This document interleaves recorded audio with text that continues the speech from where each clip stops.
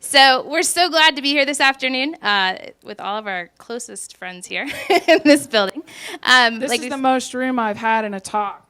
Yeah, normally we've been outside the room and most of the room. Canvas talks, right? So, like they said, we're from Miami University. I guess the first thing to clear up is we're from Miami University of Ohio. That is great. That's the oldest one and the coldest one. Right, exactly. So we usually get lots of questions about the weather, which usually is very depressing and not nearly as exciting as I think people think it should be. So just to kind of give you an idea, Janet and I work in our e-learning office. We both come from faculty lines and kind of moved into the e-learning world and lead the e-learning office on our regional campuses. So we're here today to kind of talk from e-learning tools. We work with faculties to put courses and degrees online. Tom is one of our fabulous early adopters in our business and technology department. So he's going to be giving a faculty perspective of tools and tricks and things that he's learned. We've actually only been with Canvas for about a year. We had a rapid implementation, so we've done that in the last year. So we're excited to share with you some of the tools that we found moving into Canvas that have been helpful to us with our courses. So without that being said, I'll turn it over to Tom. He's going to talk to you first about some instructional tools. Thanks, Julie. Yeah, it really was a rapid process. And I really liked it being rapid because I was a part of the very small pilot in the fall of last year. And it went so well, I said, Janet, Julie, I need all of my classes in Canvas as soon as possible. So I've been in Canvas fully since the spring. So I'm just going to talk about a few things because presence is really important to me in the classroom, connecting with students. And it can be challenging in an online environment. And one of the things I've been very impressed with Canvas is it's given me a few tools where I can really interact with students and have them feel more a part of the class. So what I want to talk about briefly is conference scheduling, peer review, and something I call Module 0, which isn't necessarily a tool, but it's a mechanism that you can use to help get new students who are new to Canvas accustomed to the different kinds of tools that you're going to use in your class. So first, if you've never created an appointment in the scheduler, you can find it in the calendar. And just to keep things simple, you're seeing multiple steps on one screen. If you, at the very top of after you've logged into Canvas, at the very top, you'll see your calendar. You click on that. You'll then see a selection for scheduler. And when you click on that, you'll see this screen. This is where you can add the name of the appointment, add the dates and the times. You can set up the amount of time that you want to meet with each student, or you can have multiple students meet at the same time.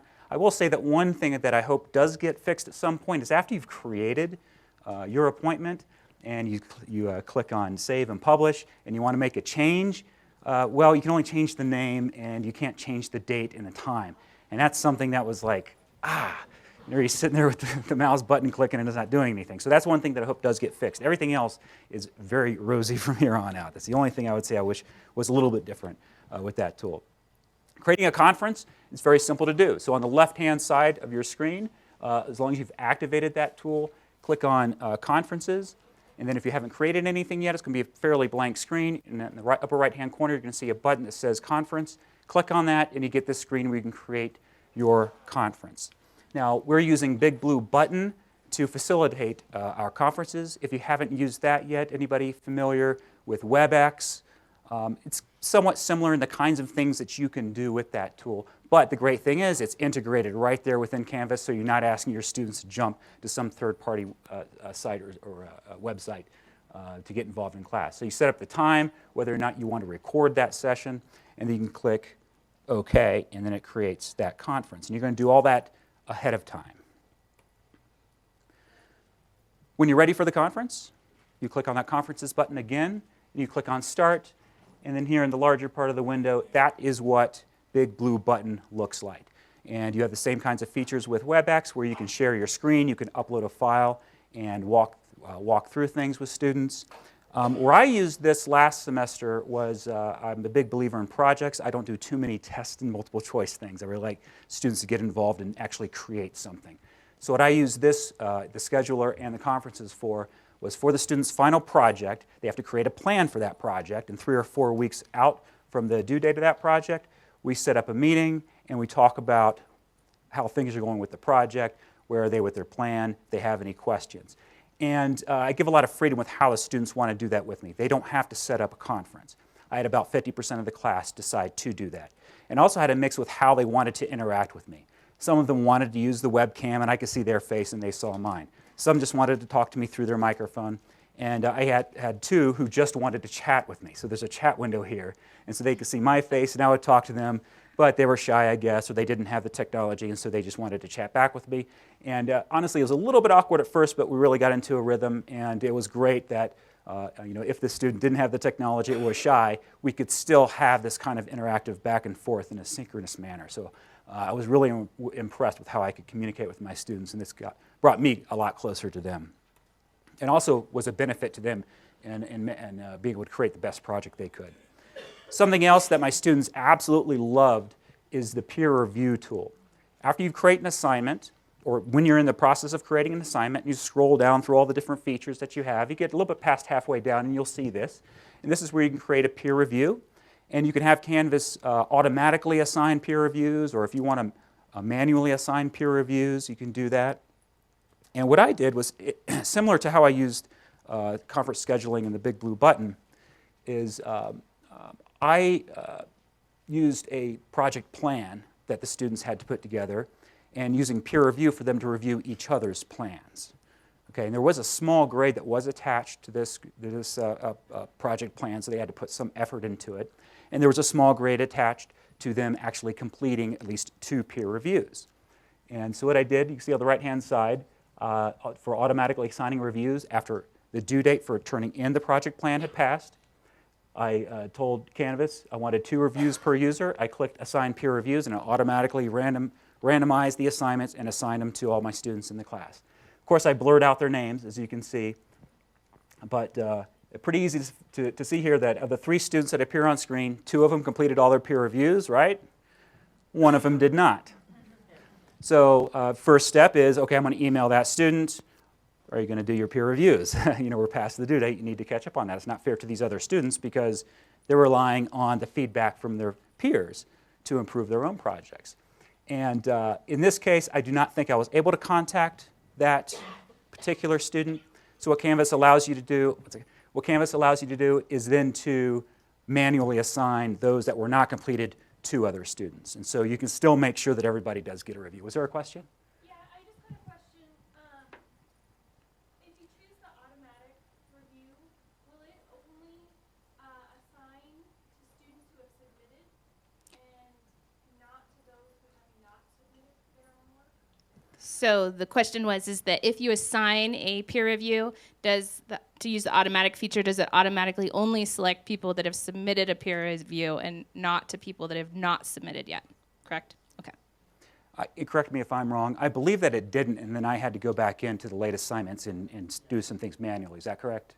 Okay. That is. Sure. So what did students think of this?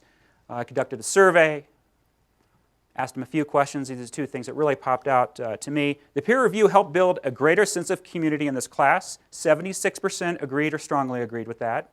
There were 16 respondents, roughly 70% of the course replied. What I really liked seeing, though, was I enjoyed completing the peer review. 81% agreed or strongly agreed with that. And when you look at some of the qualitative responses, they were really exciting for me as a teacher. You should have given us more of these peer reviews. Or you should have assigned, somebody else said, you should have assigned more for this project so I could see what other students were doing.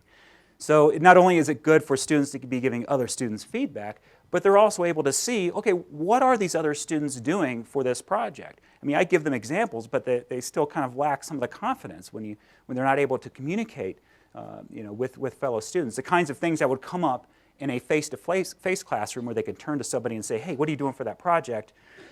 Very hard to do that online, but the peer review helps to facilitate that kind of interaction. So I was really happy to see that. Yeah, Tom, I actually did a peer review in one of my classes too, and I had the same pretty positive reaction. And they liked using the rubric. Like they used the same rubric that I used to grade them. So that gives them an opportunity to kind of look through my eyes and see how that goes. And I thought their work was much better from that point forward. And I found that the qualitative feedbacks, I also used a rubric, but they can add comments, and I suggested that they add additional comments. a lot of that was very rich. It was useful. If I were a student and a fellow student had given me those comments, I would have found value in them. Last thing I want to touch on, and then want to pass it on to Janet. Since we've been transitioning from a Sakai version of Sakai to Canvas over the past year, I had in my classes students who were taking courses in both learning management systems. So it's hard enough to teach in both learning management systems. I would hate to be a student to be asked to then have to deal with that. So one thing that we wanted to do up front was to make sure it was very clear how to get started in the new course. And something other that's a big part of our philosophy is in this Module 0, this opening module, is that you're including the technologies that students are going to be asked to use throughout the course, and you're doing it in a no stakes or low stakes manner. For instance, although I don't use many quizzes, I still do have some quizzes, so I have them complete a syllabus quiz. Very simple, 5 questions, but the thing is, the first time they see that quiz tool, it's not for a big point value. Okay, it's very low stakes. Matter of fact, they get 5 points of extra credit for completing this very simple quiz. Something else that I use a lot in my classrooms are Google Docs, and so I have them complete a questionnaire that's in Google Docs. So they have to step through that process of linking to a file that's outside of Canvas, completing some task there, and then turning it in. And then I also have them use the assignments tool to complete a very basic quiz. In this case, this course is an introduction to Microsoft Excel. So they have to complete a very basic Excel spreadsheet, then use the assignment tool and upload it. So they're getting exposed to a lot of the different tools that I'm asking them to use right up front before really the class even gets started. And just to kind of piggyback on that, in our course development process that we use with our online and hybrid courses, we use this Module 0 for a few different reasons. One, when we look at like the federal financial aid for attendance with the reporting, like for us, we have to report by the 15th day for students. We always include a low stakes or no stakes early interaction so that we have our instructors use that for reporting to try to get students engaged early so that we can find out if they're going to be attending. If not, then we can reach out to them. And if they aren't responsive to that, then we drop them from the course so that we can clear out those issues for financial aid very quickly. The other thing that we've been working, especially with Tom's department, a few other departments on with the Module 0, is as we're moving into more and more online programs, we're finding that students sort of need that start, especially with our 1 and 200 level students. We're finding with our online programs that weren't successful, didn't feel like they had the support or resources that they need. And those 1 and 200 level students really need a different experience, a little bit more hand-holding there in the beginning. And so if you're asking them to do a screencasting or using Google Docs or something that they may not be familiar with, putting that into that Module 0 gives them a little bit more support as they're starting out so that their first exposure to it is not when it's on a high-stakes assessment or project, and also gives them information about the program that they need to know getting started. So we have found this to be really helpful with student retention and also with student success in our online courses. Okay, thanks, Tom. I do want to point out that we have uploaded this into our events. So if you go to our event today off the calendar, I have uploaded the presentation. So there are some notes in there that you might be interested in. So Julie and I are going to talk about LTIs, badges, and such. So these are just it's kind of a smorgasbord of some of the things we've found to be very cool and useful so far in Canvas. And by the way, if anybody wants to get together for a Sakai funeral at some point later, I'm open to that. All right, so LTIs in Canvas. So most of you are aware that there's lots of LTIs out there, but I don't know. I don't know how many people are really brand new to Canvas and are finding out all kinds of new things. A few of you? Brand new? Okay, so some of you may say, yeah, I know that's there. Okay, but the LTIs, there are so many LTIs, and we're going to point out a few of our favorites, but there are 2 ways you can get to the LTIs with Canvas. You can go through your apps under settings. So if you go to settings in your course, you can go to apps and you can put some LTIs in for that particular course. If you happen to be a sub-account administrator, we're sub-account administrators, you can actually put the app in under your sub-account and have that available for your entire sub-account. And then you can, of course, do it for your entire account for your university, for your instance of Canvas. So there's kind of 3 levels there that you can put that in. So you have to be careful of that. Now, you may have administrators who have shut off this ability at your institution to even add apps. I hope not, but anyway, you can go bother them after this talk if they've done that to you.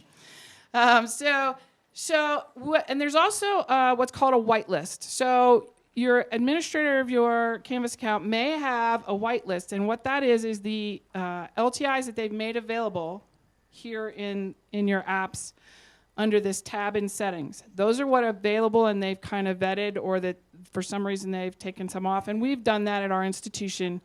But if you go to the Edu App Center, they're there. Okay, don't tell.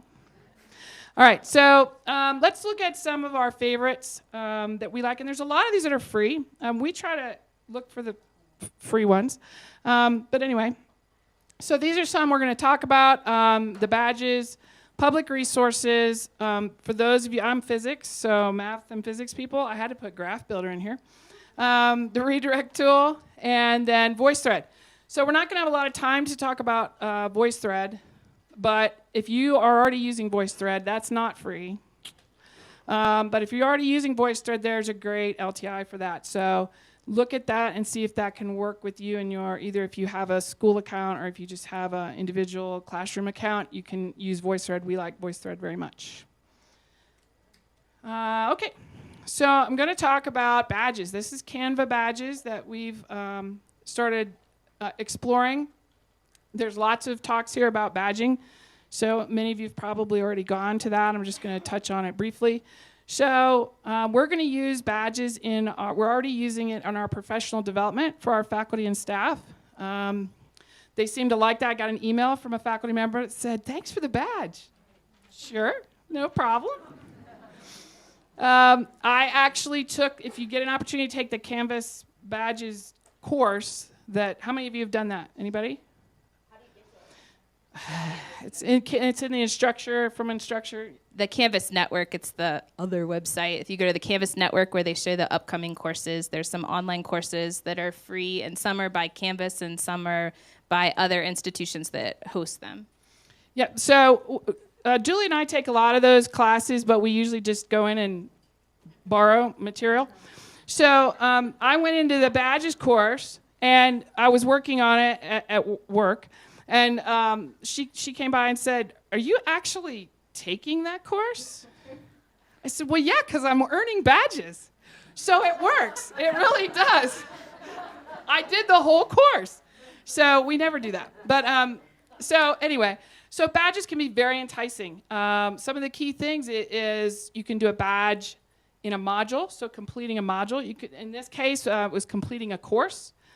You can set all kinds of requirements for the badge, so they have to score perhaps a certain score on an assessment, or they have to complete so many assignments, or they have to have a cumulative grade. There's all kinds of things you can set. You can actually set it so they reach 4 out of 6 criteria or 2 out of 4 criteria, so they can even kind of pick their path to the badge, which is really cool. So we give a badge for going through our online orientation, as well as our introductory Canvas course, and that's the badge you see there. And so then you can actually make it so in their profiles in Canvas, their badges will show up, which is very cool. And then you can use Mozilla Backpack and have it external as well. The badges will show there, and then they can use them in social media and things like that. So. And that badge is our Canvas instructor badge. And so we did that we did it after we had created it, or after we had started having people go through the course. And so then we did have some people contact us and say, "Hey, when so-and-so logged into their account on Canvas, underneath their picture, there's a section that says badges, and they have a badge from your office." I don't have a badge. You don't have a badge. You were early adopter. Okay, Tom, we'll get to that, right. buddy.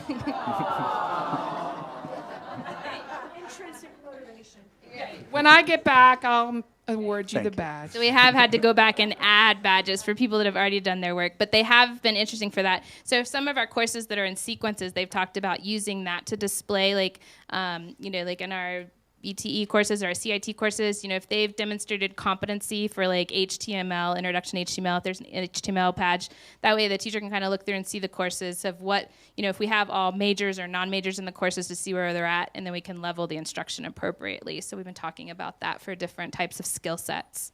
And kind of branding the badges for a department or a course or whatever. So we're excited about that. Okay. Is there any kind of really good badge creator that you guys use to make them look nice and pretty, or does Canva badges have a really good tool for that already? The question is, do we have a tool to make it real pretty? We actually use that one is made in Canva badges. It has a pretty nice tool. It's really easy to use, but I will tell you it's hard to edit. So if you mess it up, it's quicker to just start over and do another badge. But another quick question. So if you haven't seen a badging talk and there's another one, go to it. Can they see the badges only in the profiles, or are you able to put that instructor's on their homepage or something so that they can see right away, oh, the instructor has a badge? So the question is are you able to display that and display the badges in other places? And so, do you want to answer that, Amy? Well, at this point, this is the place that we've found information on how to make that happen. We're going to explore other options for that, because if this catches on, they're probably going to want to put them other places. We might be able to have it put it on their profile for the university too. I don't know. We're going to have to look at that. And then they can push it through if they have a LinkedIn account. What we're finding with a lot of our students and looking at different, some of the current articles are talking about how, references aren't really as valid anymore, and that employers are looking at LinkedIn and looking at badging and the recommendations that are, if you are given a recommendation on LinkedIn as a more highly credible thing. So, you're earning badges from credible sources. If you have a badge from Miami University that says that you've demonstrated competency and mastery in HTML, that holds more weight sometimes than saying on your resume, I'm good at HTML, right? So we're hoping that with our students, wanting to export that. Now, they do have the option. They don't have to display them. Right. So, if you have a student that's I don't really want that badge to display, they get the option whether to turn them on or off on their profile page, so they don't have to have them on, but they can have them with their Canvas, and then they can also have it ported to anywhere that will display the Mozilla Backpack, but the most popular place seems to be LinkedIn. Okay. Julie? Oh, I'm up.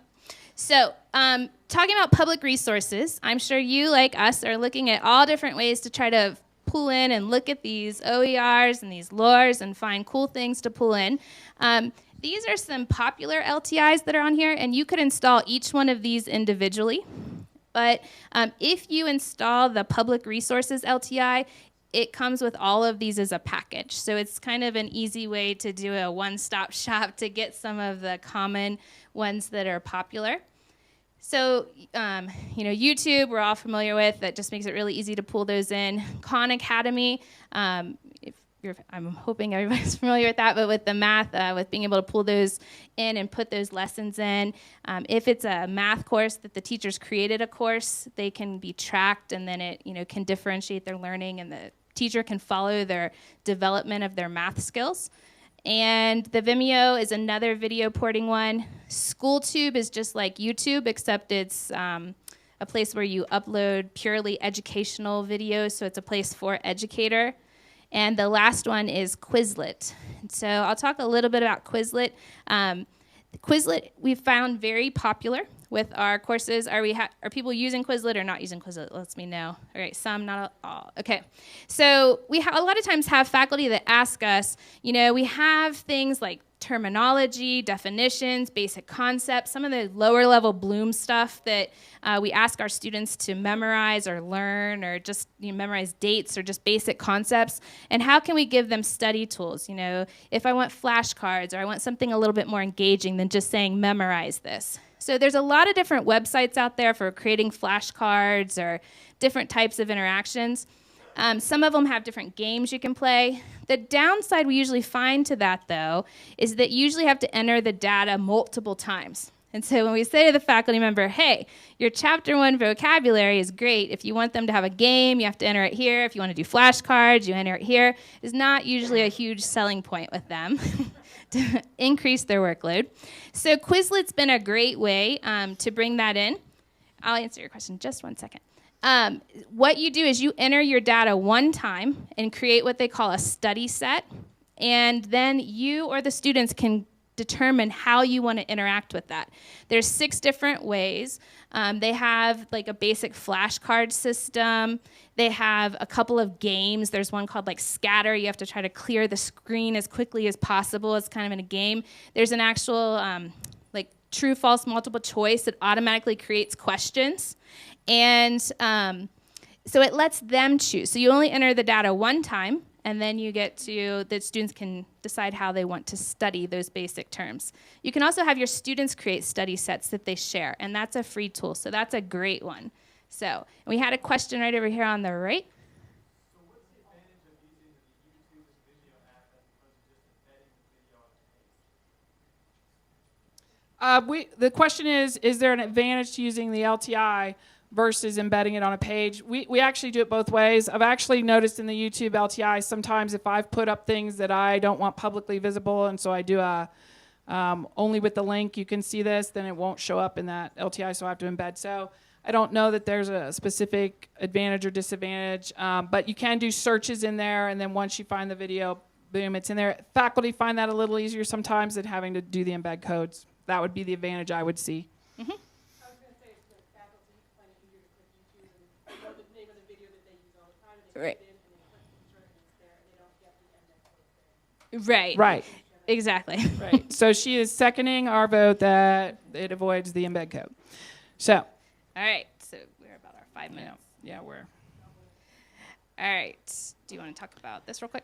Just the graph builder, just real quickly for math, science. This is actually an engaging system to where you can put graphs in there, the students put equations in there, and then they can see, here I have 2 equations, and they can see where they cross. They can see what happens if they square, cube, if they multiply times 2, if they add, so they can see exactly what's happening. It's interactive, really nice, simple, super simple, but how often do you have a place where they can play with a graph right in your content area in a page? So love that.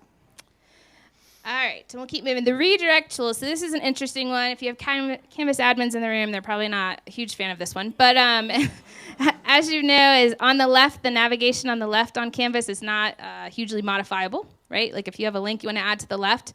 However, if you have access to the redirect tool LTI, it allows you to add a link to the left to a direct item. So if you have somewhere that you want to drive them to and you can't edit the left-hand navigation, that one is useful. Please do not shank us in the parking lot for that one. Right. Okay. So, and then one of the last things, and I'll try to get through very quickly here, is we always get a lot of questions with faculty about, they have files that they want to change. They don't have to upload them and then change them out and then re-upload them again. And so we are a Google Apps institution. And so we've tried to work with our faculty to find ways to use Google Docs to dynamically update the pages. So if they make the change, it automatically appears in the course. So we find sometimes that when we direct link the documents in, sometimes students aren't always doing their due diligence and they don't click it. So we found sometimes that we need to make it more prominent.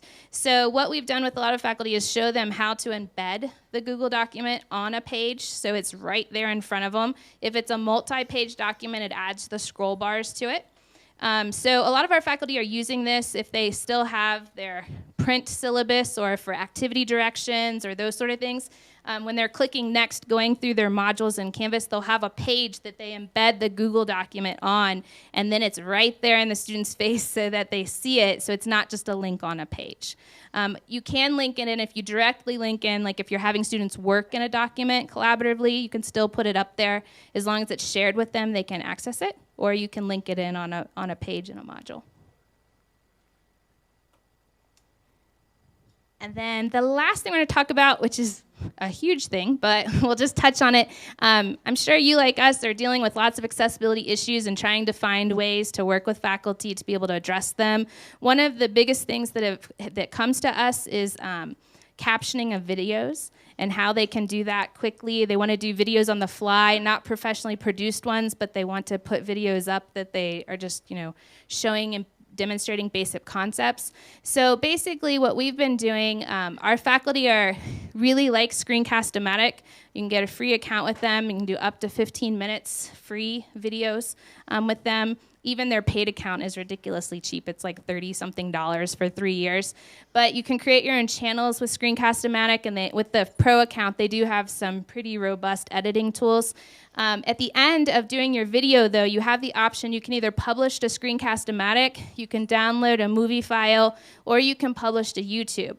So what we've been talking to our faculty about is if they publish to YouTube, usually about 24 hours after they've published, if they go back in, they have access to the automatic transcripts. So YouTube does automatic captioning, right? We found that depending on who is speaking and how well they enunciate is how well the YouTube does, so it takes a little bit of practice. We find that our faculty, after we do it a few times, can get it up to about 70 or 80%. Certain words that we use, like our previous learning management was NECA, and it always say kneecap every time they would have it in there, so that would always need to be edited out. But that's the kind of the inexpensive way that we've been using to do basic captioning, where it is captioning the majority of it, and there's basic editing that takes place as we've been going from Screencast-O-Matic to YouTube. So, yes? So on Screencast-O-Matic, is it just 15 minutes of video total for a user, or 15 minutes of each video? So the question is, with Screencast-O-Matic, if it's 15 minutes per video or per account. Now, the interesting thing is, with the free one, you don't create an account at all. So the one sort of good thing and bad thing about the free account is it doesn't store it anywhere. Once you publish it, you have to keep access to that link because you don't have a login to their site. So as long as you keep access to your URL, then you're good to go. It's 15 minutes per access of the site, okay? But it doesn't store it in an account. So if you lose your URL, then you'll be sad. We thank you guys. We got to go. Here's some information to contact us. Anybody has any questions, we'd be happy to answer them. Thank you very much.